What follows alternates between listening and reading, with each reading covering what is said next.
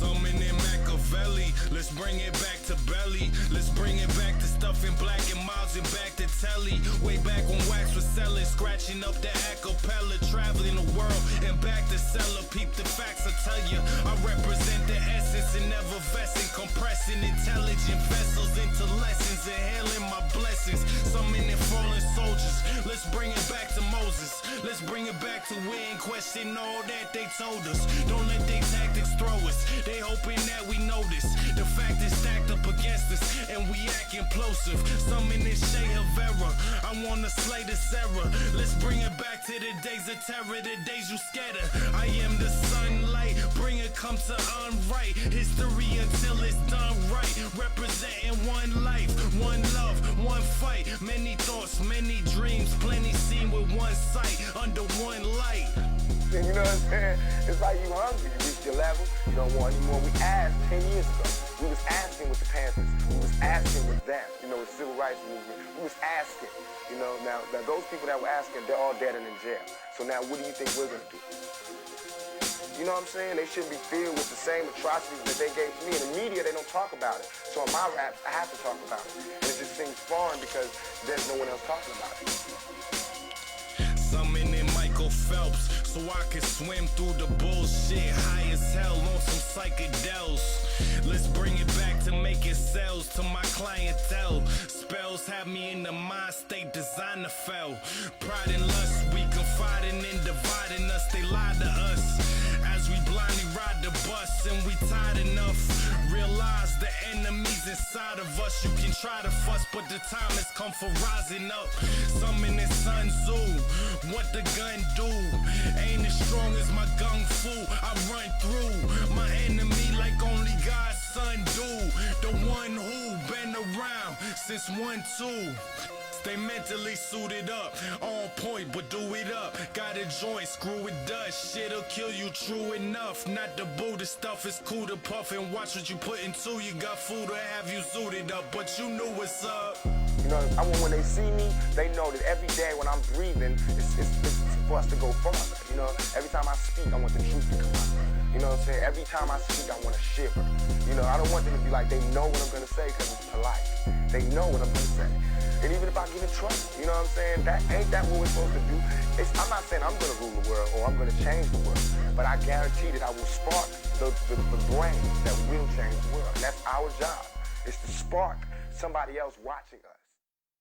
Yeah. Welcome back, everybody to another episode of Herm Radio, episode 36, man. A lot has happened since the last time we've been here, but we're blessed to be here, man. And we're here with a really dope individual, man. This man is a poet, a spoken word artist, an entrepreneur, author, you know what I mean, a family man, a man of the community. You know what I mean? He does a lot of big things in the Providence, Pawtucket, Rhode Island area, man. We're talking about Orange. Mr. Orange, a.k.a. Orange Live, man. How you doing, Mr. Orange? Your mic's off. Your mic, is it muted? I can't hear you. Can you hear me now? Yeah, I got you. How you doing, man? How's everything, Mr. Orange? What's good, y'all? What's good? Nothing much, bro. So as I told everybody and introduced you as already, you're a poet, you're a spoken word artist, man. Just kind of author, profound kind of writer, you know what I'm saying? So the way that we like to get into Herm Radio, we like to kind of just like get right into the art or the music and kind of introduce you through that. So before we even really get into who is Mr. Orange and all that type of stuff, I want to go ahead and get into this first video, which we got loaded up for everybody. Give us a brief intro, and then we're going to get right into that video. All right, so my name is DeMont Combs, a.k.a. Mr. Orange Live. I'm a poet, author, spoken word artist, entrepreneur, father, family man, and husband. And y'all find out more about me as this interview goes on.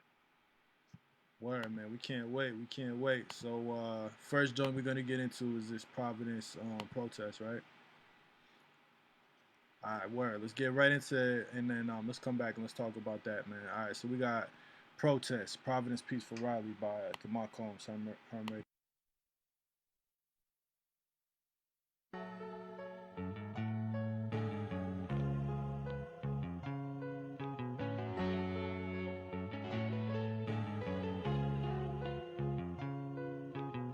I'll be the ever watchful griot, writing poems in the hopes to live on beyond this mortal mind frame. Orange, same. Sunset, rise from night to news with knees on throat and ground, knees touch ground. The sweet smell of fresh mint trading hands over an even fresher corpse. A blue hue wading through eternal night. Hear the beautiful wail of the siren calling, stretch forth a sea of power and seize life with the false authority it taken. Sun is blazing mad, so they place white sheet over to cool off black skin. Under the heel of just done missing us, a man died today. A family cried together, and where is justice? It's found waiting, preferring the smell of roses over fresh corpse. War on crime happens to look like me.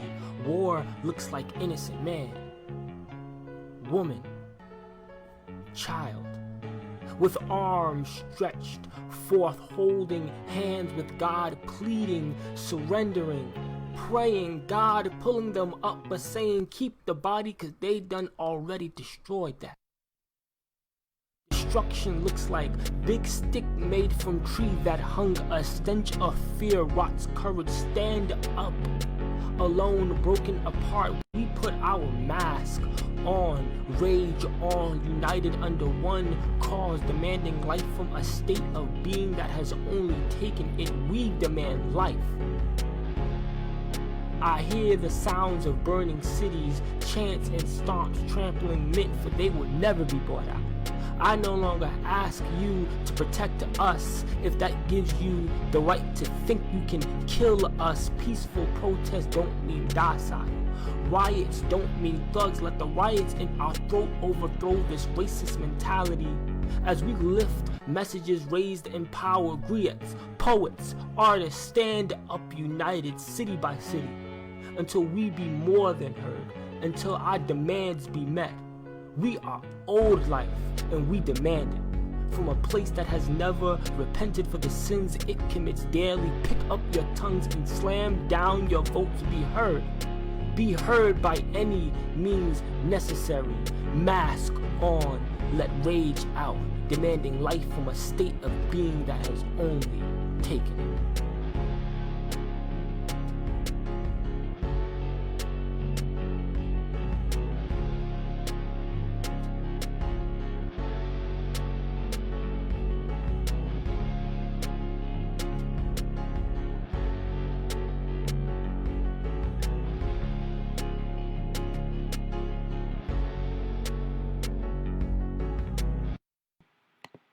Yo, Demar, man, that was a very powerful piece, man.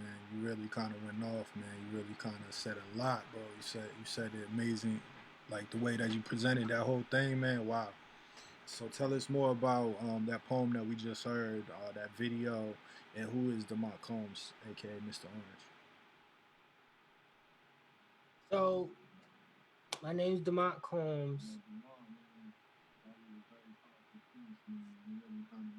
This coming through, the feedback's coming through, I think.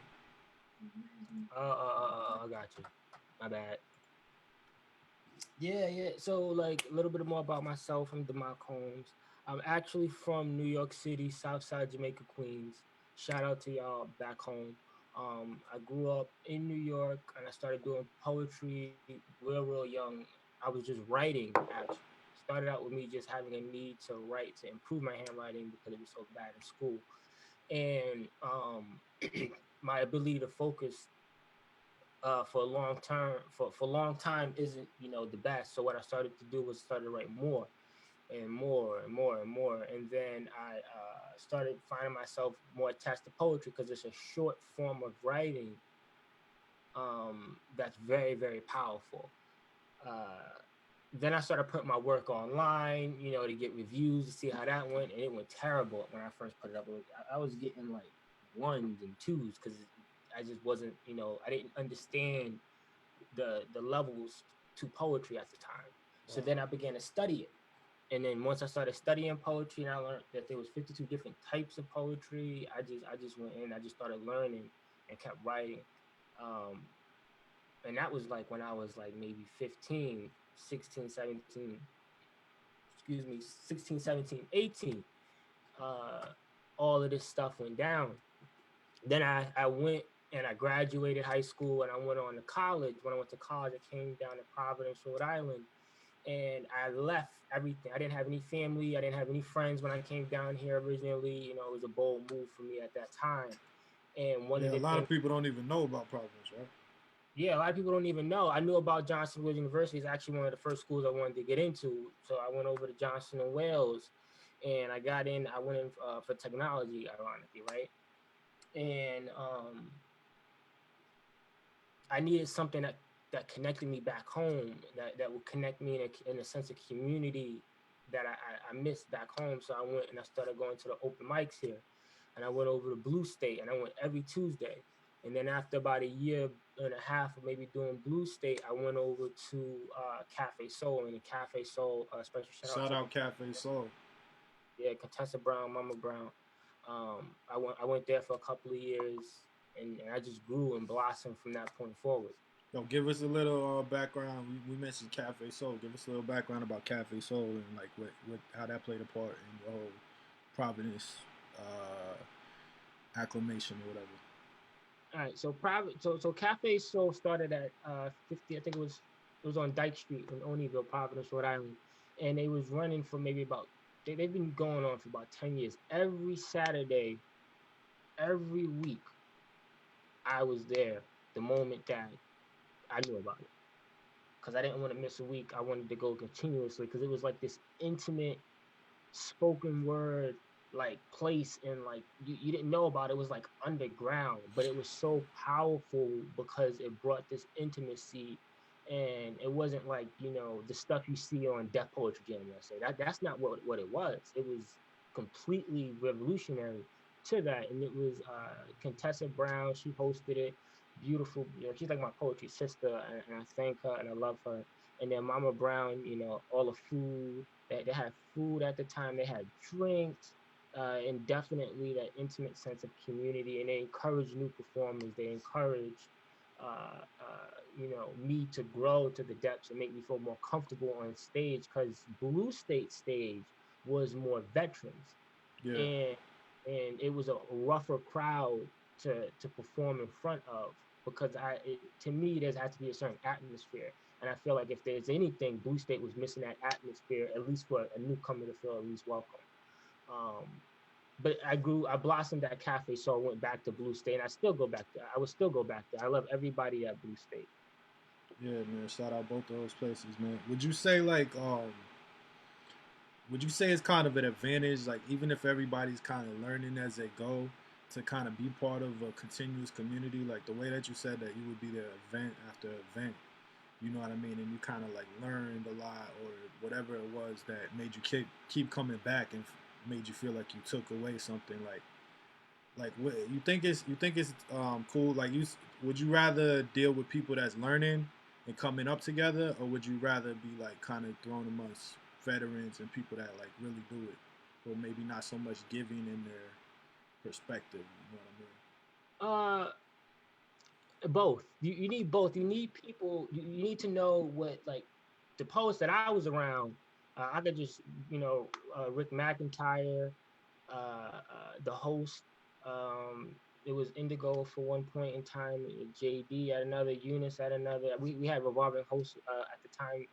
Call her Nancy. Now her name is Rebecca. We had Tony. Um, we had all these veterans all throughout the years that have been doing it for 10 years, 15 years, 20-year poets, like poets, Christopher Johnson, Jay Chattel, all these poets, Jay Walker. I could go on and on and on. That's been, doing it for so long. And then they come right back after them. Like they will kill, they'll do this like old dope poem. And it's just like, how am I supposed to go after that? I mean? Yeah, right. Like, stupid piece of paper. Um, and then you have this intimate setting at Cafe Soul where you can get comfortable, where they encourage it. So explore the community that's around you, to see what's available to you and hit all the stages. Because at each stage you're gonna learn. You're gonna learn like why. Like I wasn't at that level when I first started. Now I'm at that level. I'm like a veteran. I can perform on any stage, but I had to learn how to perform. I had to learn how to do those things. So it takes to take a little bit of time from each one and learn. Mm-hmm. Mm-hmm. Absolutely. I want to talk a little bit about actually the poem that you guys saw. Please do. So the poem, I literally just did everything within like maybe 24 hours, 48 hours roughly. Um, Recorded. Special shout out to Mobile Mike Studio that provided the beat. Awesome, awesome studio. Y'all go ahead and check them out. Mobile Mike Studio. Shout out Mobile Mike. I want to give a special shout out to the Black Lives Matter Rhode Island organization. You know, they actually put that together. Um, and it was a tremendous turnout. I'd like to commend them on making a rally that actually happened in Providence, Rhode Island, that was actually peace. Like, there was no violence, there was no looting, there was none of that. And it's significant because it sets the tone for the whole nation. For the whole nation. And about that video was I felt that it was so important to share what we all are thinking, what we all are feeling through poetic form. I believe that if we continue to share our work and we continue to, you know, put what we feel out there into the community, the people that who we've hired, you know, who we voted for, you know, will make into law things that need to be into law, so that way this doesn't continuously happen without consequence. Make them accountable. Make them accountable. Like we put them in there, we voted for them to get in. And regardless of the matter who we voted for, they are going to be held accountable because it falls back on us. So voting does have power for people that don't believe it doesn't. It does, because they wouldn't be there if we didn't put them there. Yeah. Everything has powers, especially involving numbers and organization.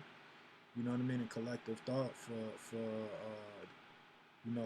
mutually beneficial purpose, man. Definitely, like, it's always a good move, whether it's voting, whether it's choosing where to put a dollar, where to put your dollar, where to not spend money, you know what I'm saying, where to spend money.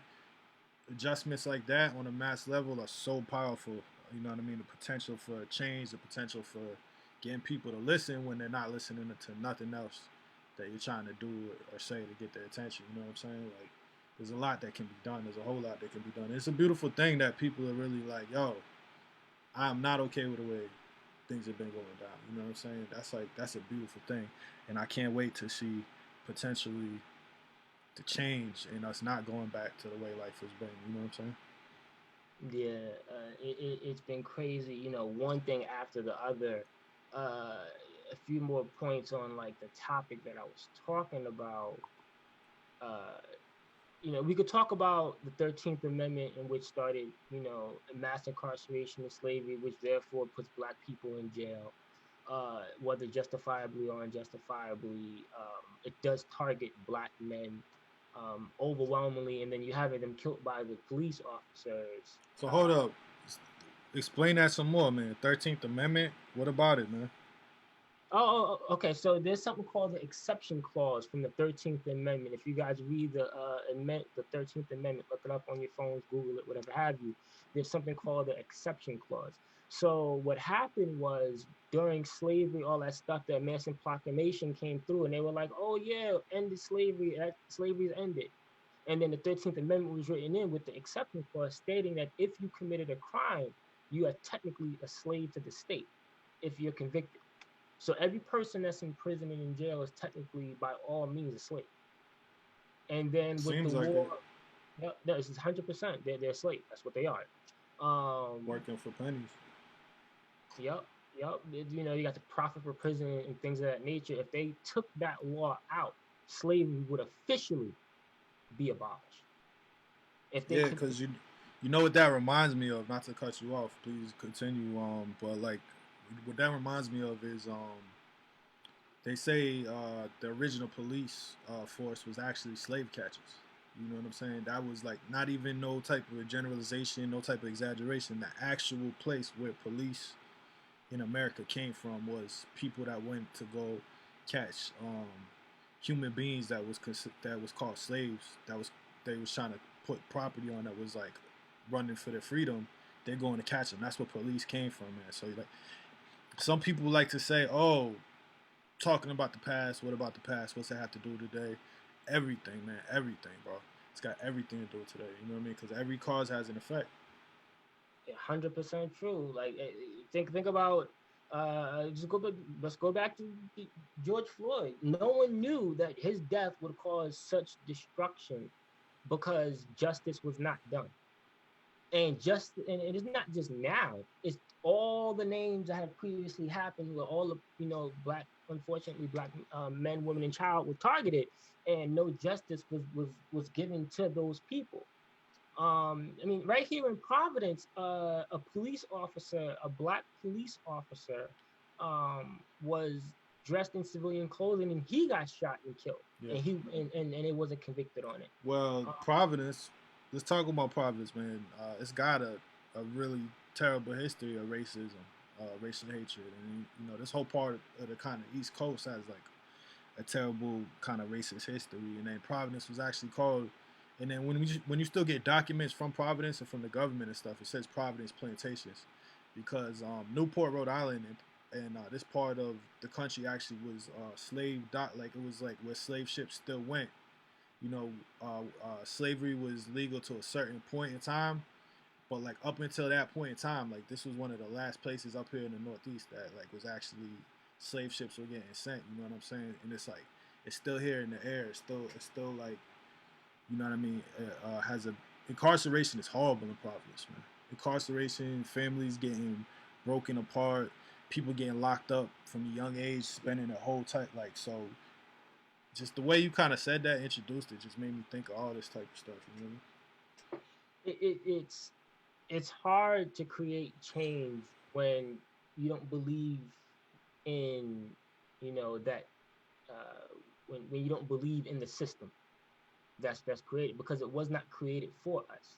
It was not created for black people. What laws changed? What laws changed in favor of the black man that makes him less than a second class citizen? That makes him equal to everybody else. I mean, people love saying that we're equal. They love it. That, oh yeah, we're equal, we're equal, we're equal. But are we treated as equal in that, or are we viewed as equal? Not just our culture, but us as actual people. Even here in Rhode Island, like I read online earlier, like in Providence, Rhode Island, from the COVID-19, there was almost no minority businesses that got any government funding from the COVID, like minority businesses. If I'm correct, I suggest y'all research that. So it's like there's change that needs to happen here in Rhode Island, and we have to stand up. We have to be the ones to say this needs to change first and foremost, and then we have to organize as a people and make that change happen, starting here, like here in Rhode Island, and then expanding outward. Absolutely.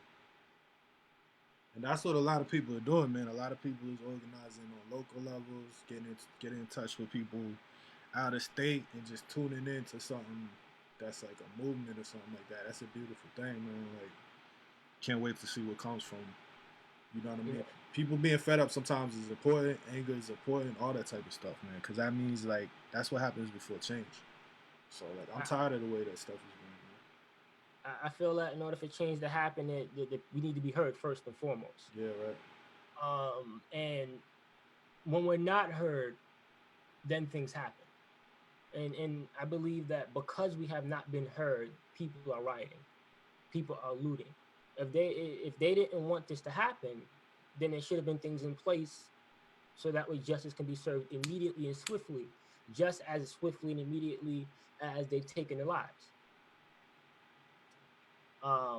but because it's not there, but because those systems are not in place and they're not working, anger happens. I mean, this is like this thing is all around the world. Africa, the people in Africa, there's people in, I think, in Great Britain, you know, London, all that stuff, all over the Oh, United word? States. It's reached everywhere where they're protesting. Um, and we don't even know the outcome yet. All we know right now at this point is that the officer's been arrested. That's it. And it was actually three officers that were holding him down, not one. Yeah, you can't rely on the judicial system, man. And that's like, you know what I mean. Everybody needs to realize that, man. For that's for one thing. But hopefully, like people make, you know, you already know, bro. But you know what? I want to go ahead and get into another video, man. Let's go ahead. Let's transition, man. I want to keep with the poetry. You know what I mean? Okay. And let's go ahead and let's get right into another video, man. And see what we got in store for this next joint. So what's this next video we about to see?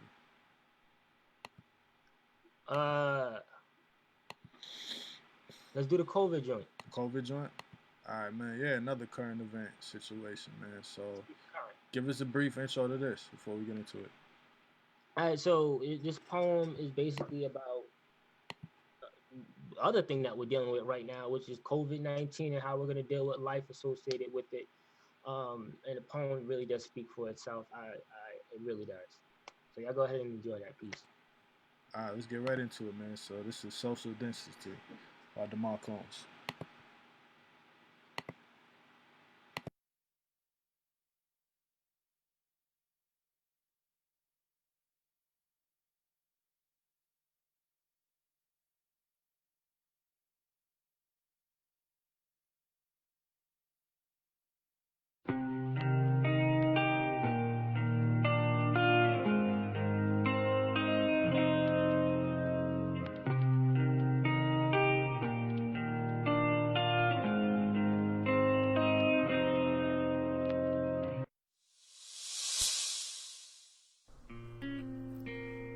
I am but a man, searching for the truth, the real, utter truth.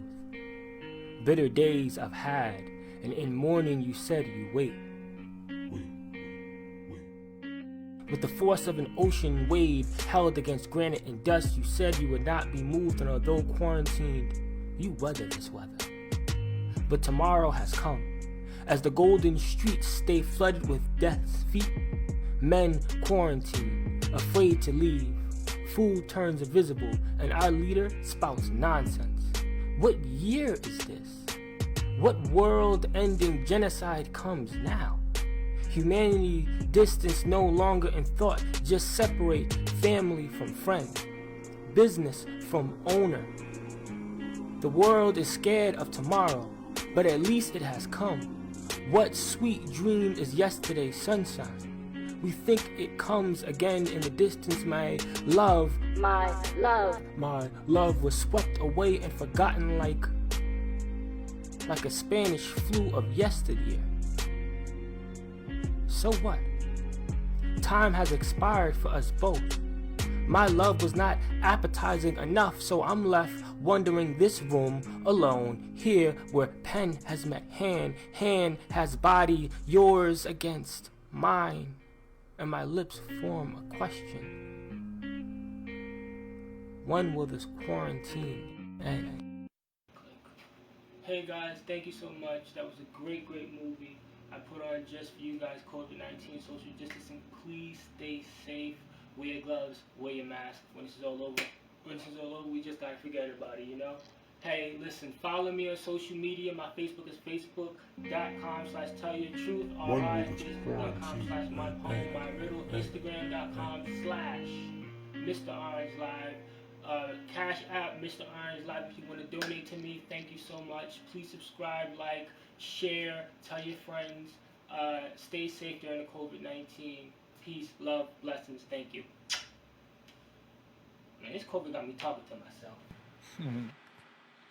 Yeah, real dope, man. I was vibing to that, bro. I like the musical kind of aesthetic to that too. That's something I could actually like just listen to, kind of vibe out to, if you had it on CD or whatever. You know what I mean? So What was that? I know we know what that was about. That's something we're all dealing with and stuff like that. So like, what inspired you to come up with that poem and put that out? Like, what was your thought process?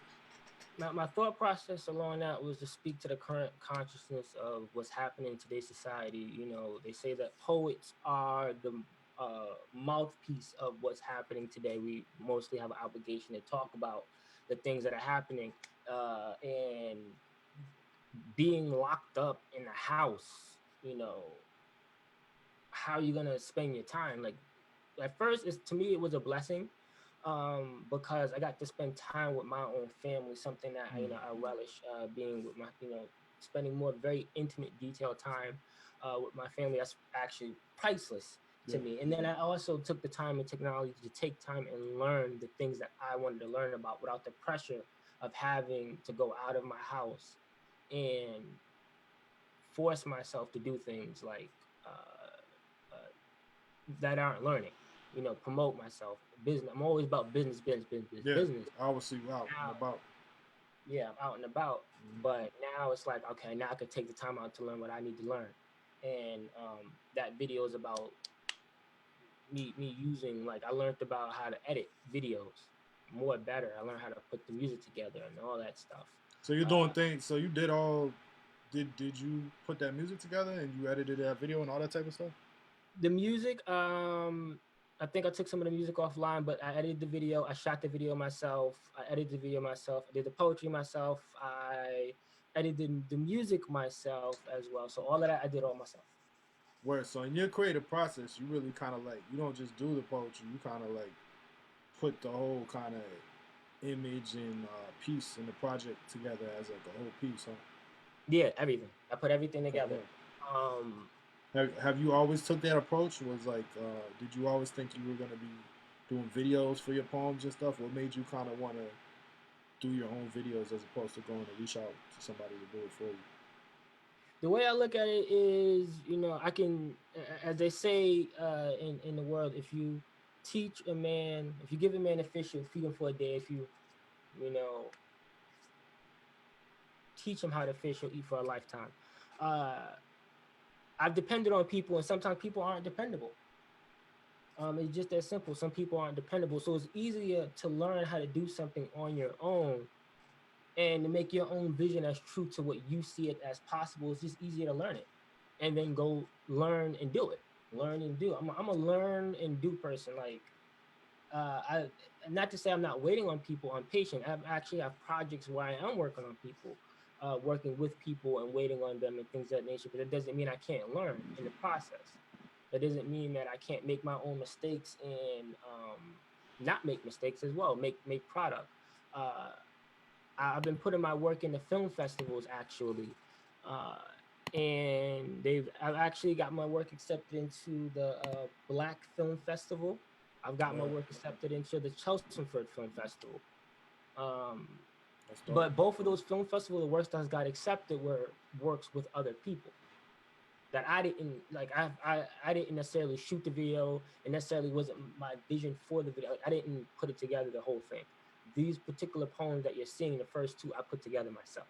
Okay, okay, definitely. And then like I was definitely vibing to those. So there's definitely a great value in you doing your own videos for yourself, man. So that's definitely that's dope too to like know when the artist is doing that stuff. I think everybody like enjoys the song when you're like, yo, this rapper actually produced the beat, or like you're watching a movie where like the actor that you seen in the movie actually directed the film or something like that. You know what I'm saying? Like it's a cool thing, and you see a lot more of it in 2020 and 2019. Like it's kind of more of a thing. Like as an artist, as a professional, it's cool to kind of not just do one thing. You're not just a rapper. You're not just a singer. But also I'm a video game developer or whatever. You know what I'm saying? Like, how many people are Uber drivers while doing like three other things at the same time? You know what I'm saying? It's cool to like.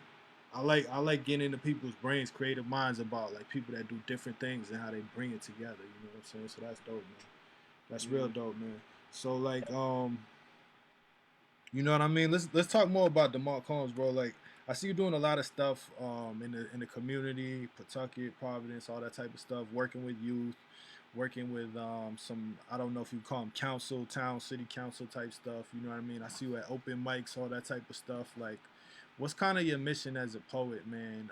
What like I see you going around Providence, kind of spreading your word and stuff like that. So like, what's kind of your prerogative as a poet in general? You know what I'm saying?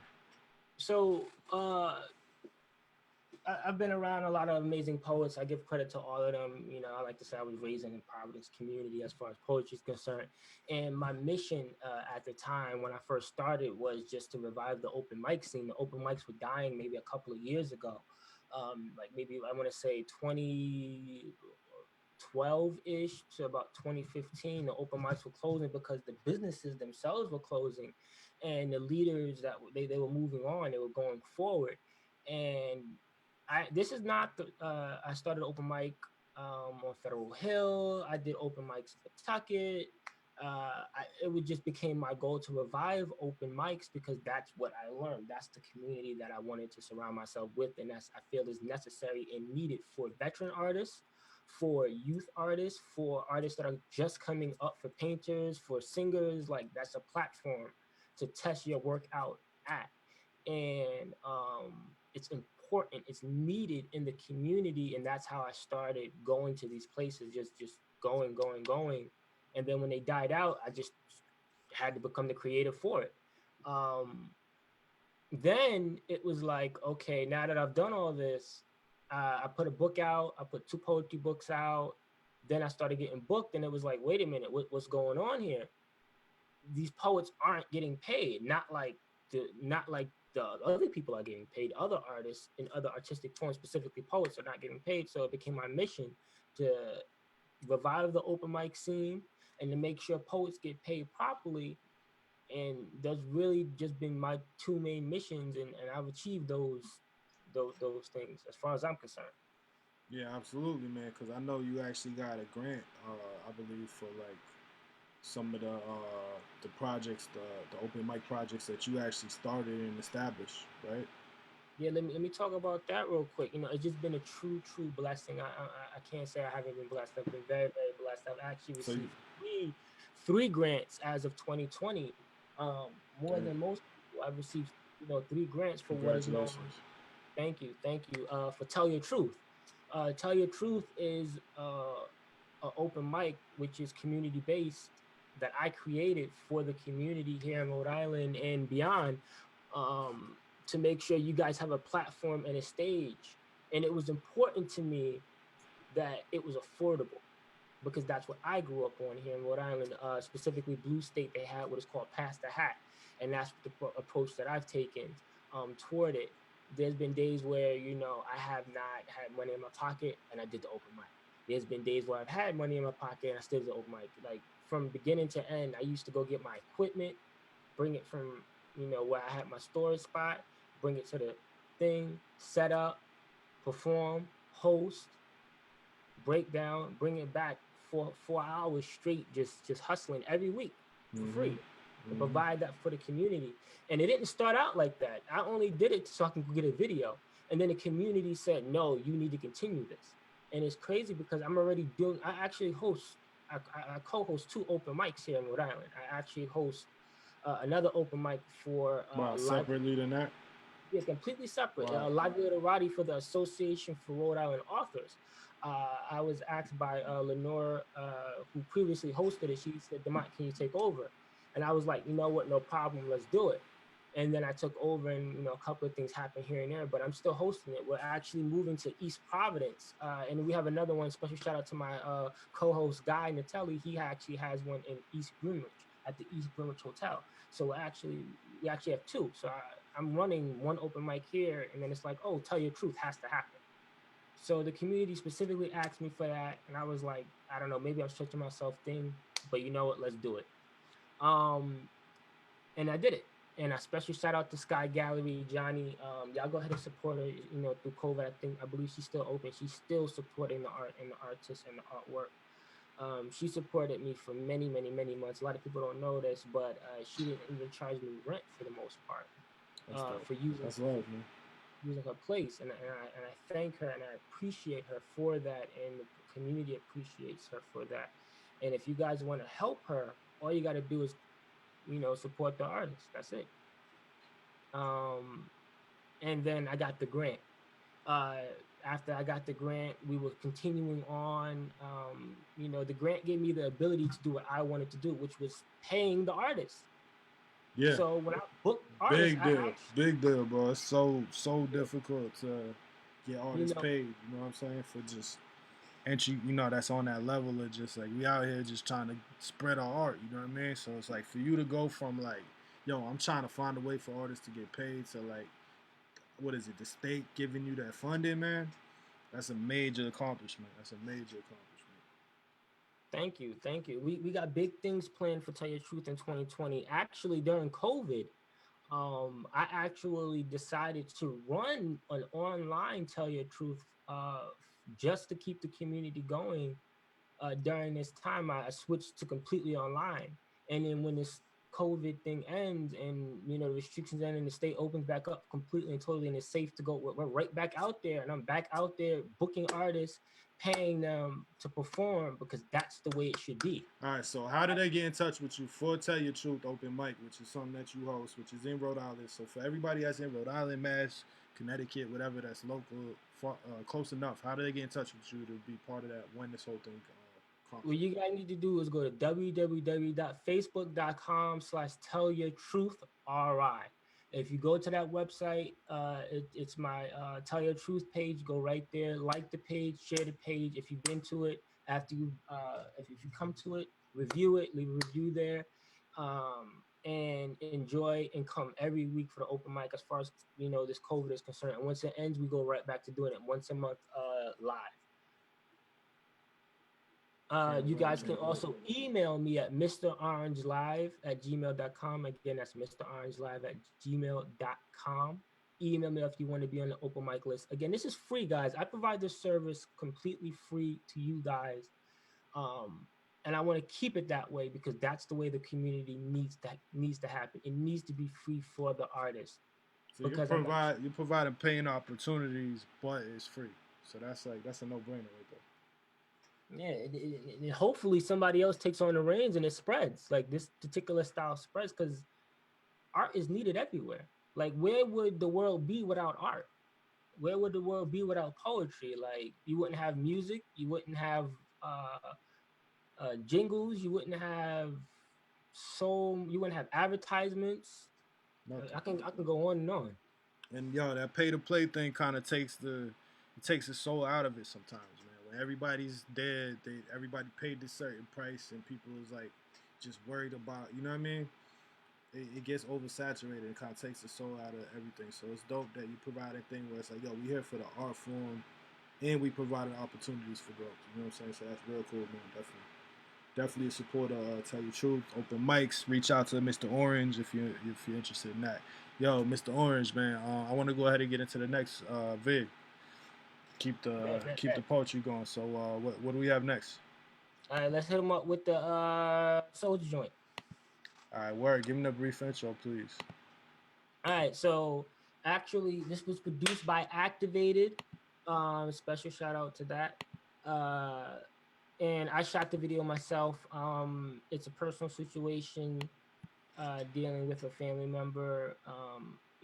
Written in poetry form, and what it is a father and son having a conversation. The son is writing his father a letter, responding to that letter. If you guys get my first book, A Touch of Orange, you'll actually see the actual letter that the father wrote to the son, and the son is just responding. He's actually in the military, and he's writing to his father about it. So y'all go ahead and take a listen to that real quick.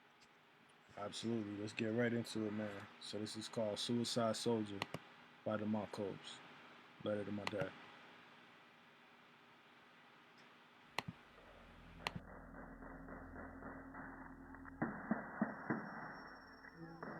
Dear Dad, first let me say I know I made you proud. Since the infancy of my infantry, but Dad, I learned that a bullet in the streets doesn't have the same glory as it does in the battlefield. And Dad, I know some things I've done you can't be proud of. The things I've done for my country you can't be proud of.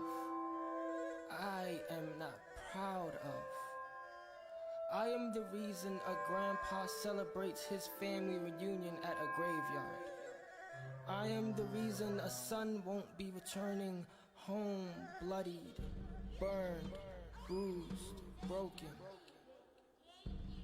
The streets prepared me how to take a life, but not how to live with it. The army trained me to complete my mission, but not how to come home after it. I hear stories of my brothers in arms lost on sidewalks, PTSD at parades, and begging for a change, no matter the amount of change they receive. Equality hasn't reached these lands yet, Dad. My mothers and sisters are still being raped, abused, and home seems so far away. You know you pray for the day of peace. Trained and strained, stranded in these foreign lands, fighting people who look just like me, who were lost just like me. I kill myself daily, Dad, hoping to be reborn into peace. Peace, strength, and unity. I am a one-man army. I never leave a soldier behind. I pray to come back and install these morals into my streets. I hear racism runs rampant, and skin-colored dogs have out death warrants, so I hope this letter reaches you in time before you're stopped again, or I'm stopped again. P.S. Wait for me in this life or the next. Wait for me, Dad, in this life or next.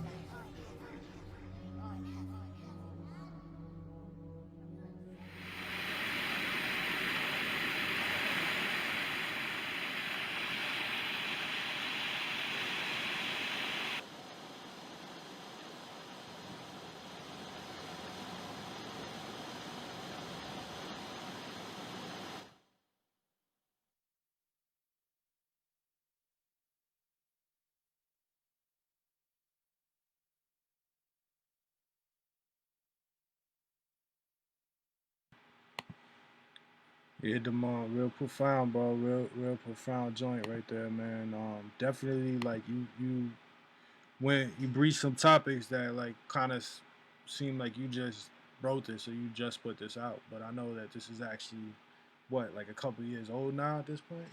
Yeah, it's just a couple of years old, and I'm very very special shout out to my brother who served in my brothers. They actually served, both of them. I have two brothers that actually served. I have a twin, but he didn't serve. And I have aunts that served as well. So special shout out to our military family. Please stay safe if you're serving in the military, friends and family. I love you. Return home safe. Take care of yourselves mentally as well.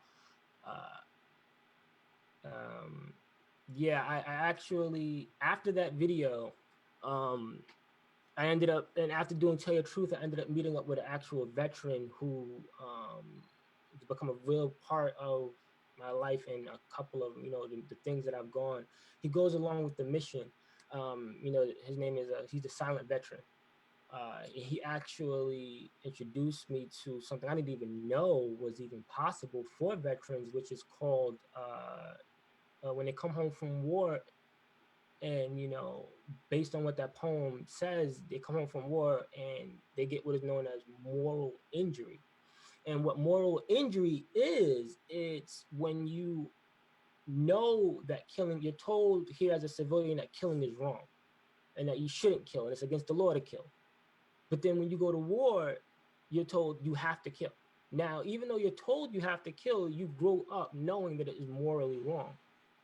And you're doing things, and sometimes you have to do things, for the betterment of your country, but it doesn't mean that it doesn't affect you. So when these guys come home, they get PTSD as a symptom of moral injury and many other things, and then they don't get the help that they need.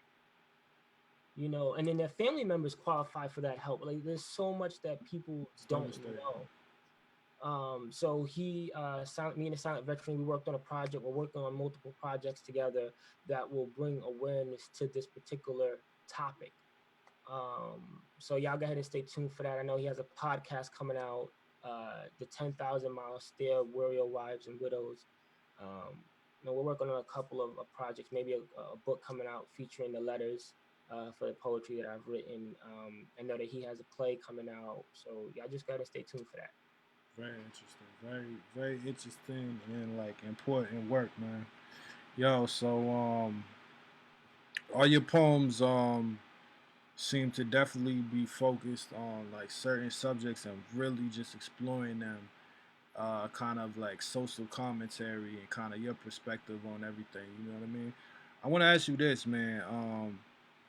In your experience, man, like what is poems and poetry, writing poetry and performing poetry? What does that do for you as an individual, and why do you do it? I write because I have to.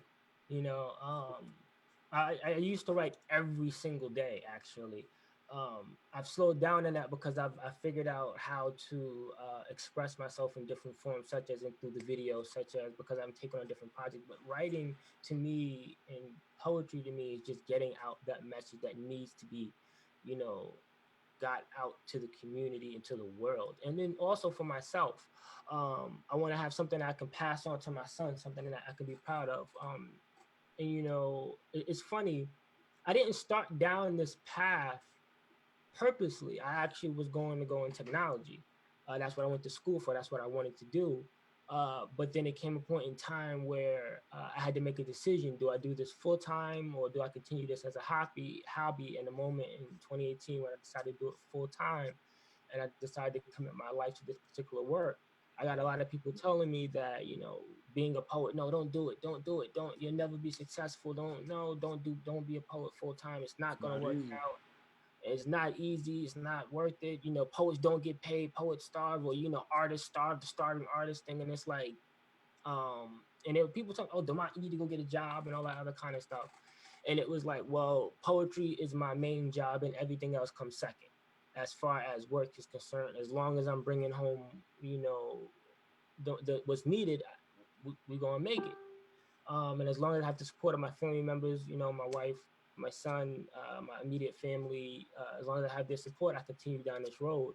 And I want to be an encouragement to the future generation, because the older generation was encouragement to me. I'm not the first full time poet. One of the first full time poets that I knew about, you know, Eunice Kadu, Christopher Johnson, and a couple of other poets I could actually name that did it full time, and they may have held down a part time job here and there, but their main bread and butter and passion, down to their blood and soul, was poetry. Yeah, man, and like I tell everybody, like, I work with youth, and I tell everybody that's a young person because you got your whole life in front of you. You know what I mean? Before like everybody gets in your head, tells you to do this and do that, and years go by. You know what I mean? You have less time. But I tell all young people, and it really pertains to anybody, man. Like, what is it you really want to do? You know what I'm saying? What is it that you feel you're here to do, that you love doing? That's what you should be doing, because the whole concept or idea, like, I'm gonna be a doctor, I'm gonna be a lawyer, I'm gonna be a teacher, I mean, these are all great things, but it's like I'm gonna conform myself to this to make money because that's what's gonna be safe and that's what's gonna provide for nothing. No, it's like that's not real. And look at it, man, how many people work hard but they don't necessarily have everything they worked hard for. You know what I'm saying? How many Mm, people work hard doing stuff and they got money, but they're not happy, whether they're a broker, an accountant, or whatever. So, you know what I'm saying? It's like, how many people is doing it? It's like, if you follow your dreams, not only will you end up being a master in your craft and coming up with something that is like definitely valuable, not only valuable to you, but other people will value it as well. But you also, historically speaking, will reach financial highs that this playing it safe people cannot reach. You know what I'm saying? Me and mm, my personal experience, I got to do a lot at once. You know what I'm saying? I do a little bit of this, I do a little bit of that. That's how I do it. But I know a lot of people that's just straight up one art form. I know people that's like, yo, I do two things, but it's like do what you do, and your path will become clear. Like you, the monk, man. Like I've known you for a couple of years, and like you said, man, you was like you was attending open mics and trying to figure out like how do I get paid for this.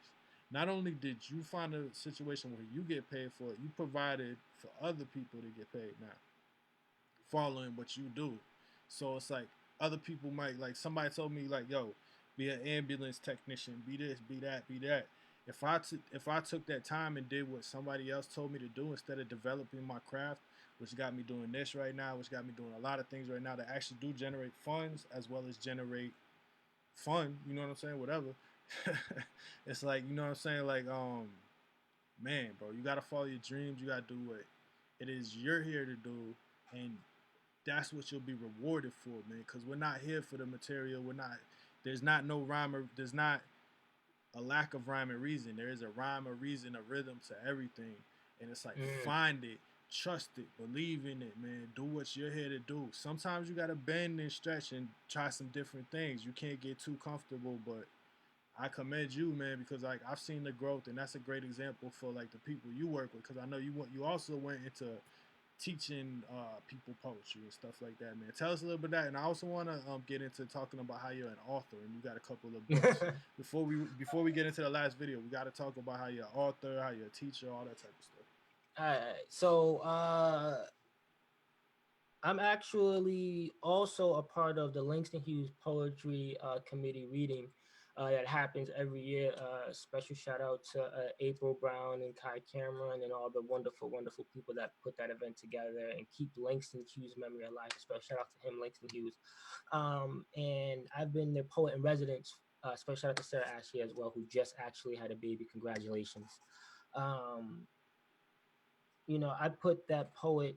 I've been a poet in residence for a couple of years now. And I've had the honor and pleasure of learning, as April would say, the breadth and width of Langston's work and teaching that to the youth and giving them, you know, learning about him as a poet, learning about what he represents and how his work is always relevant to today's society. Even now, the things that he talks about in his poetry, some of the things he talks about in his poetry is relevant now. And I have the ability to go into the school systems here in Rhode Island, sometimes in Pawtucket, and, you know, teach that to the youth and showing them that, yes, this poetry is from years ago, but it is current now. And then sometimes I'm also able to help them write and express what they're going through using the poetry knowledge that I have.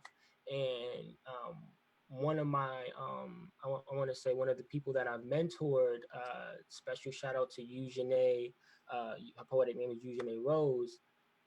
She actually started out in one of the classrooms, you know, that I was teaching with the Langston Hughes, and then I invited her. I saw potential, and I was like, "Hey, listen, come out and go to this Galway Canal." She actually won the 2019 Galway Canal Poetry Festival for the youth. Very and cool. then I was like, no, I'm going to push you harder. I'm going to push you further. And I told her about this opportunity. I said, you know, apply for it. I believe in you. You could do it. And she applied, and she's now the Rhode Island Deputy Poet Laureate for the youth. Word. What's her name, yo? Her name is Eugenie Rose. You can actually go to Motif magazine. I'm actually the poetry curator for Motif magazine as well. I do so much, like it's crazy. I interviewed her. If you can go ahead and check that article, just search Orange Live at Motif, Rhode Island as well. Okay, word. And for those who don't know, that's what is that? That's a publication out of Rhode Island, right? Yes, Real Motif dope publication. The publication out of Rhode Island. And it's definitely a new task that I've taken on. I'm not used to writing in article style format and doing what I'm doing to an extent, but it's something that I'm willing to learn and to grow. If that's what I have to do to grow, then that's what I have to do to grow. If I'm going to do this full time, I'm going to commit everything that I have to it. And that's what I try to tell people as well. And I try to teach the youth is that especially when it comes to poetry and performance, I say, What is it that you love to do? If you love to sing, okay, well let's do singing then. Oh, you love to dance? Let's put some dance into it. Oh, you love to rap? Okay, let's do that. What do you love to draw? Let's do that. Like, what else are you good at? And we can figure out and go from there and how to apply it. Um, and that's where I take my inspiration from. They inspire me as much as I Absolutely. inspire them. Let's talk about my poetry, my author. Yeah, Whew. the author, DeMarc Combs, man. You got a couple of books out, right? Yeah. Okay, so my first book I published, I'll tell you a funny story about that one. There was actually an event that was happening, and I couldn't attend the event. I couldn't be like a featured poet if I didn't have an actual book out. So I was like, all right, fine. I got this book of poetry that I did in high school. Let me put that together. And then I said I want to publish it with poets that I know personally that I love. A special shout out to Prismatic Dreams Publishing Company, Tribal Rain and Max Parthas. Thank you guys so much. Peace and blessings to you both. Uh, they both overcame some amazing odds. They're truly, truly inspirational. They're abolitionists. They're the ones that taught me about the 13th Amendment exception rule. Um, and special shout out to J9 as well. Uh, and I published with them basically for my poem, My Riddle. Then a couple of years later, I had more current work that I was performing through the open mics, and I published actually this book right here. Hold on, bring it back. I can't see it. You can't see it. Bring it back a little more. There you go. It's gonna keep fading in and out. Right, Anyway, hold on. Let me do this real quick. Maybe that'll. Y'all excuse my background. Yeah, there we go. So what's it called? A Touch of Orange. It's Touch of Orange. It has artwork by a local artist named Shayna Suarez. Special shout out to that amazing, amazing artist. Real dope. So this is a book of your poetry? Yes, this is a book of my poetry. This is a book of my poetry, which led me to, become 2018 Poet of the Year, because it was based on my book reviews, my poetry book reviews, my community work, and the quality of my poetry. Man, so yo, bro, like we started off, it was like, all right, man, this is our first interview that we have here on Herm Radio with a poet, right? It's like, who would have thought just that sentence? Who would have thought going into it that you do so much that there's so much that a poet can actually really do in different realms of their art form. You know what I mean? Like you really you're talking about writing books, teaching classes, doing your own video production, getting grants, creating open mics. It's really quite interesting, man, because musicians, like, we kind of record music. We're like, some poets do that too, but it's interesting that you're like real active and really like making things happen. And that's like, it's kind of interesting. The spoken word is kind of like that. It's kind of like, I'm speaking now. I'm letting you guys know how I feel. Respond to it. Let's do something about it. You know what I mean? That's kind of like what poetry always does to me. You know what I'm saying? Like the first poem. Yo, speaking of that, man, I want to go ahead and get right into this last piece that we got for the evening before we come back and give our shout outs and promos and all that type of stuff. So what's this last piece that we got lined up? So this last piece is a very special poem, dear and near to my heart. It's called Black Art. I'm gonna let him play it, and I'm gonna tell you more about that and some amazing things. Absolutely. So this is Black Art by DeMarc Combs, Herm Radio.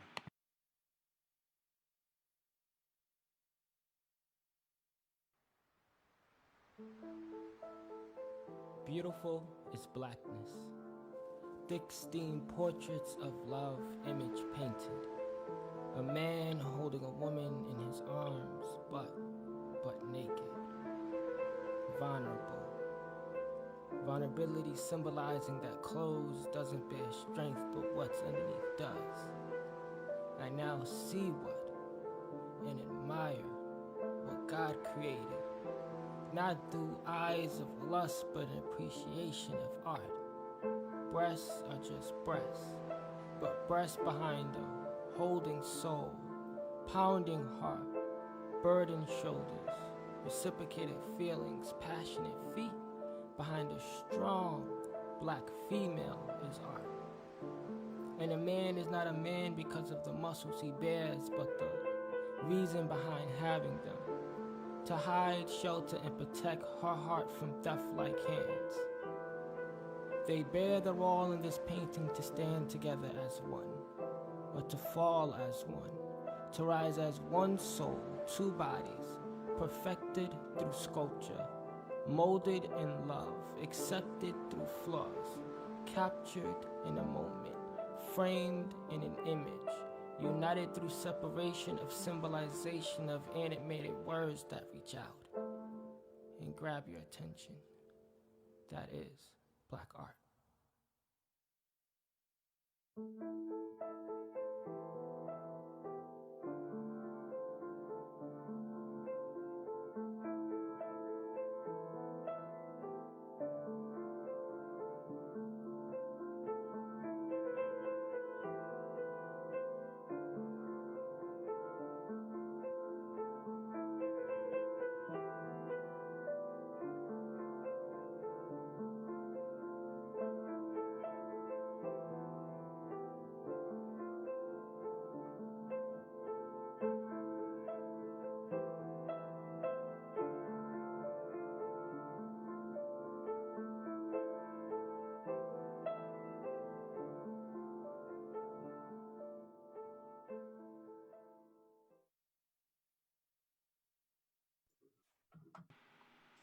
Man, in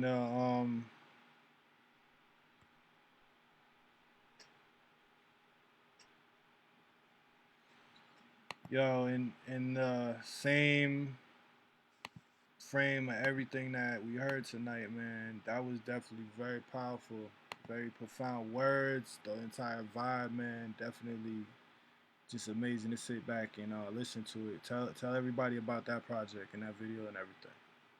So that the project started out as me just wanting to get a video out there to the community that meant something during a time, I believe, where we needed black love, we needed black positivity, and that's how that video came about. And I hit up a special poetry friend of mine. I call actually my poetry sister, Marie Mikael, and I hit up my boy Ezekiel, and I was like, "Yo, y'all want to be in this thing that I'm doing?" They were like, "Yeah, sure." And then, of course, special shout out to you, because you was there. You shot the video for me. A special shout out to James Lastowski, who came through, and he shot the photography. Actually, there's actually photographs of this amazing experience, and we came together, and we came together. We shot this amazing video, and then I actually hosted a watch party on Federal Hill at Da Vinci, and everybody came out, and it was a beautiful, successful event. And we were supposed to continue, before I blew up and things got crazy. We were going to continue on with another video. I'll let you guys know. It was supposed to be what is called Masquerade. It's a poem called Masquerade. Actually, I could perform it for you guys if I remember it real quick. The poem goes, I actually don't know it. I'm not gonna perform it right now, but it's called Masquerade. It's the sequel of that one. It's a sequel. It was supposed to be the sequel. Yeah. And then unfortunately in 2020, Marie Mikael, she was diagnosed, not in 2020, like around that time, she actually was diagnosed with cancer, and she fought bravely, but eventually she conquered cancer and gave up her life in the process of this journey that we call life. And rest in peace to her, Marie Mikael. She actually passed away recently, left a hole in the community. And we had a lot of projects that we worked on together. We toured New York City together, so she really was important and a big factor, and I love to continue on with her work. I'm gonna throw this shirt out here real quick. I actually produced this shirt. It's called Tell Your Truth shirt. And I gotta take this off real quick, hold on.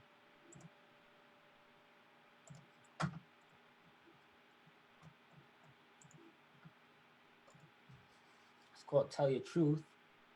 Oh, that's dope. And if you look at it closely, if you look at the, the T, can you see it? No, it's this way. My bad. If you look at the T, Yep. it's actually Louis Mikael on the picture. So you got poetry, you got all the poets that came to tell your truth, and you also have the back that came to the event. And you're probably up there somewhere as well. Yo, that's nice, man. Where can we get a shirt like that, man? Is that available?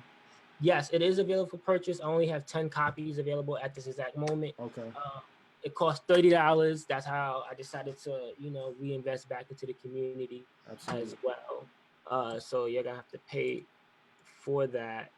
It costs $30. It goes directly back into the arts, back into the community, back into what I do, paying myself whenever possible, and I continue to sell this merchandise.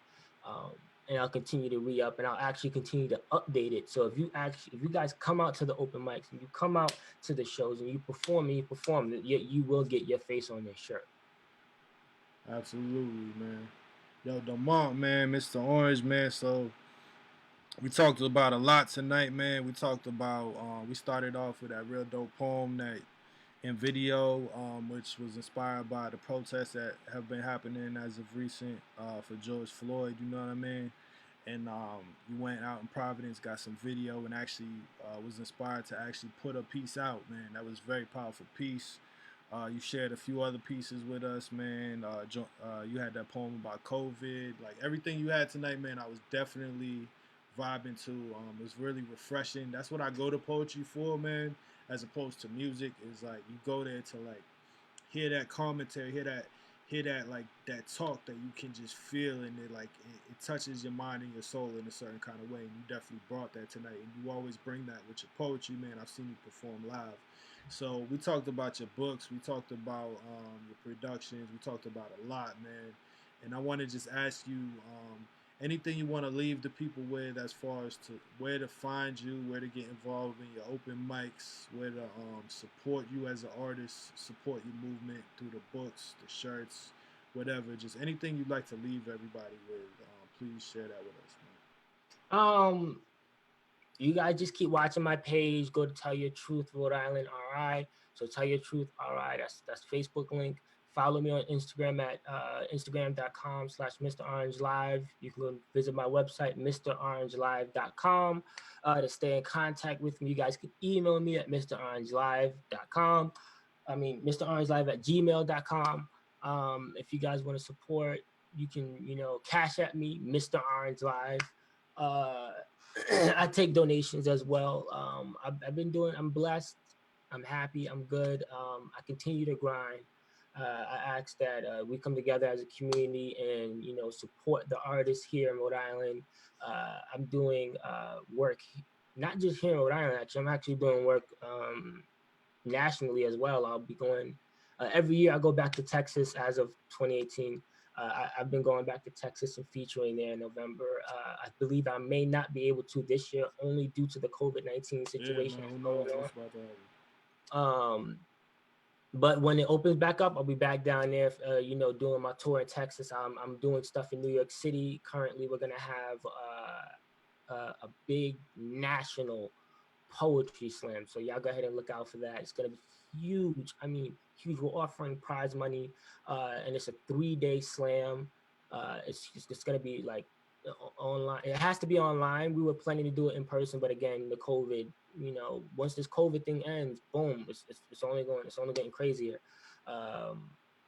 Again, I'm also working with the City of Pawtucket to put on the art. So if you guys want to support the arts in Pawtucket, take a look out for that. I'll be updating you guys with that. If you guys want to support me, you also come to Like Little Roddy. You can support my videos. You can share them, like them, leave a review. It's too much to just sit up there. I can go on and on and on.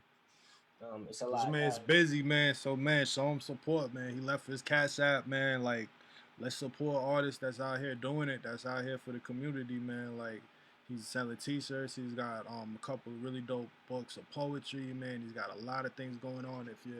If you are in the area and you are a poet, man, and even if you're not in the area, definitely get involved with Demont Combs, man. I know you're on Facebook. You know what I mean? Mr. Orange is his official poetry name, but man, I'm telling you, like, You said that because of COVID, it's going to be online, but that's actually a great opportunity because anybody that couldn't physically make it can now. There's no excuse, man. So that's what. Yeah, there isn't any excuse. Y'all can go ahead and support me, and then y'all go support my wife. She does jewelry, Redefine Expressions, Redefine Expressions. She has an Etsy page, Redefine Expressions. Y'all can get handmade crafted jewelry. I'll actually be bringing it with me to the live shows when we start back up again. I am going to continue this online platform even when we do go live, so the people who can't make it can show up live during my show, and we'll play you live. So let's continue to support each other worldwide. Let's continue. I want to thank the 500 Tell Your Truth followers since I created this page. I think I only created the Tell Your Truth page maybe a couple of weeks ago. So I want to thank all my new followers for your support. I appreciate you guys. I want to thank the community. I want to thank all the organizations that I work with. Special shout out to, What Should Writers Club. Special shout out to the Silent Veteran. Special shout out to Sky Gallery. Special shout out to the Langston's Poetry Committee. Special shout out to Cafe Soul. Everybody, juniors. I have so many. I'm not alone. Like, I have a lot of people that support me. Special shout out to you, Burn, for bringing me on this radio show. I really do appreciate the love. I had to, man. I really do.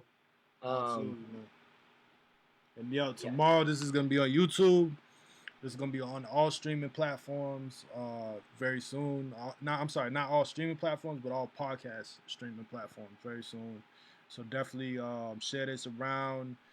Like I said, it's gonna be on YouTube, man. And I appreciate you for coming on, man. To everybody listening that will be listening, definitely check out DeMont Combs, aka Mr. Orange, man. A very profound poet that's got a lot to say, man. Yo, thanks, DeMont, man. And we'll talk soon, bro. One love, man. Peace, one love. God bless. Man. Be easy. Hey, man. Another really dope episode of Herm Radio, man. Y'all, just want to say while I have this opportunity, man, yo, anybody that's watching this, man, I care about you, man. I love you, bro. Let's make this world a better place, sis. You know what I'm saying? Let's make this a better place. You know what I'm saying? I see a lot of opportunity in the air, man. Y'all, one love, strength, and power. You know what I mean? We out. One love.